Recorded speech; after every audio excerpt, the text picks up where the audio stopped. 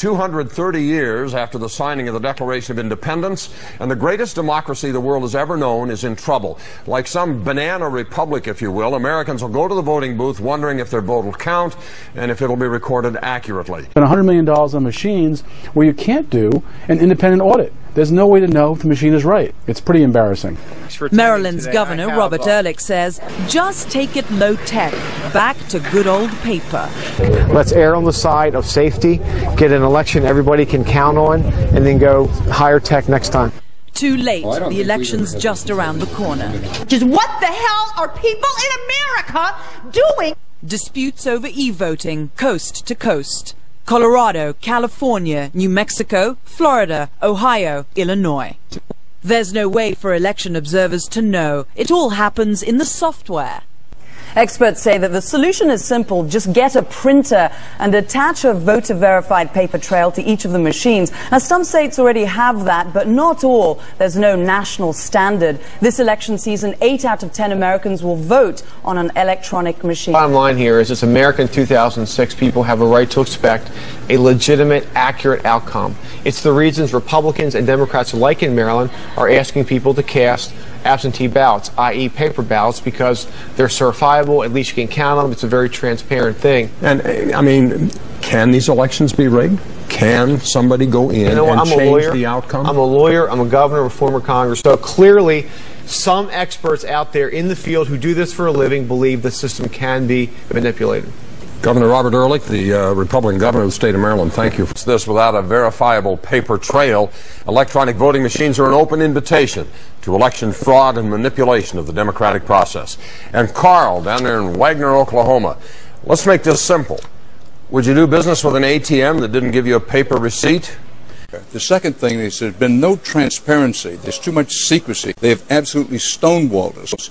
We need to make some changes in the way we have this voting process, because we went from punch cards to touch screens, and now they're trying to go to something called, in many places, optical scan, and there are problems with all of these. So we aren't picking on these companies. We're just saying some of the equipment doesn't work according to the workers who built it and according to the election officials who use it. Well, the solution is, first of all, to have some transparency about who makes the machines, where, by whom, why, what their profits are, how they put the machines together. The other is to have some accountability. There's far too much secrecy in the buying and selling of these machines and the making of these machines. So you start with transparency and accountability. Look, it's not a partisan issue. It's not Democrat, Republican, or independent, or mugwump. It's about the integrity of the very heart and soul of the democratic system, and that is a free person voting with a secret ballot, and the ballot gets counted. It's not an opinion. It's a fact. Not everywhere, but many votes don't get counted, and some votes are counted wrong. But security on many machines is at best lax, so lax, in fact, that a hacker could change the outcome of an election without even touching the voting machines. Kitty Pilgrim reports. In an election, wireless voting machines are at the biggest risk for voter fraud. According to the recently released Brennan report, someone with a handheld device like a Palm Pilot or other personal digital device could alter a vote in a computer on election day. Voter activists are concerned. You can change the software, you can infect the system with a virus. There's all sorts of ways that you can affect these machines using these infrared ports and other wireless devices. Some e-voting machines use commercially available computer components that have a wireless feature included. Experts say if that feature is dormant, it could theoretically be activated by a hacker. The minute you introduce the capability to communicate over wireless networks, now you don't even require the attacker to physically be there. They could be sitting in a car across the street from the polling station and changing the software on the voting machine, possibly. The Brennan report, compiled by a panel of computer and election experts, plainly states the threat analysis shows that machines with wireless components are particularly vulnerable to software attack programs and other attacks, and adds, despite that, vendors continue to manufacture and sell machines with wireless components. 2 states, New York and Minnesota, have banned voting machines with wireless technology. Representative Rush Holt and 190 other members of the House of Representatives have signed on to legislation to ban wireless connections for all electronic voting machines. All of the kinds of voting systems out there can be tampered with. Votes could be lost or stolen. Secondly, that that it is an urgent problem. This is not some sort of theoretical problem that might happen someday in the future, but that it is urgent. Holt says it's not too late to intervene for the November elections, but time is running out. The Federal Oversight Committee on Elections allows wireless voting technology, but not all members of that panel were convinced it was safe. Some members of that panel expressed concerns, but still, federal guidelines currently allow it, Lou. Amazing. Thank you very much, Kitty Pilgrim. Are the electronic voting machines used across the country vulnerable to hacking? It takes only a few seconds to insert a computer virus into this voting machine. But how technologically savvy do you have to be a hacker to do this? I mean, you have to be able to write computer programs, which a lot of people can do. Sure. You need to be able to open up this door on the side, which anybody can do, and that's about it. All right, let's see how it works. Yeah, you want to show me, if I'm voting, what happens, how it goes wrong, you say? So we have set this machine up. We've infected it with our virus in advance. Okay. And we're running a simulated election here between George Washington and Benedict Arnold. All right. It takes a minute. Loading base. All right, start. I'm voting for George Washington.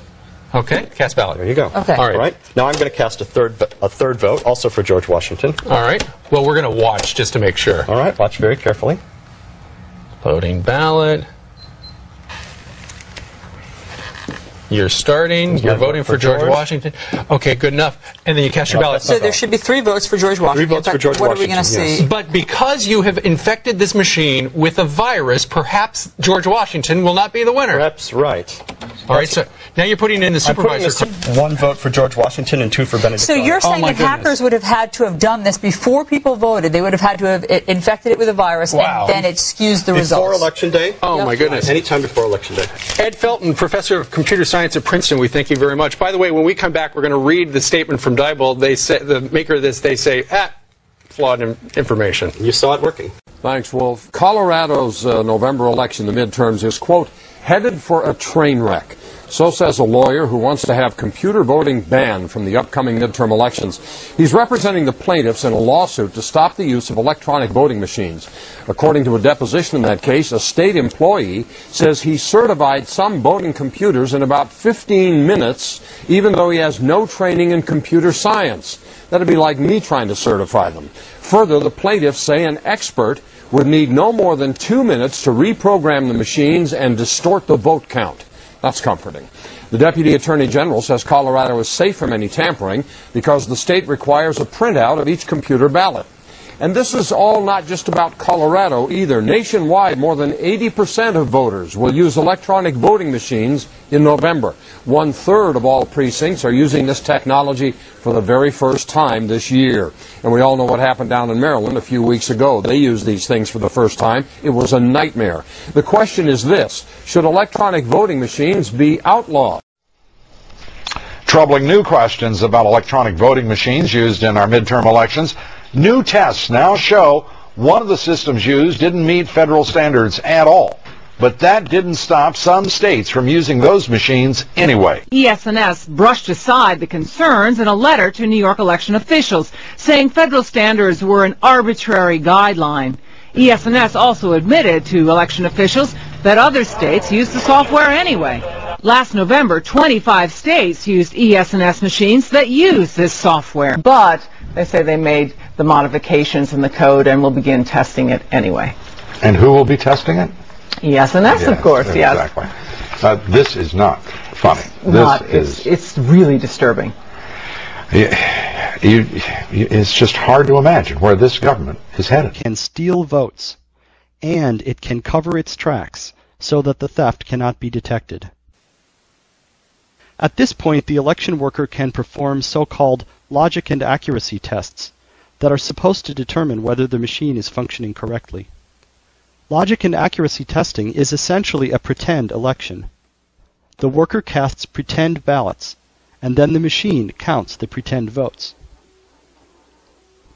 The election worker makes sure that the pretend count is correct. Our vote-stealing software can tell that the worker is doing logic and accuracy testing, so this is not a real election. It allows the pretend votes to be counted correctly, so that the machine passes the test. Everything still looks normal. Now the election worker tells the machine to start the election.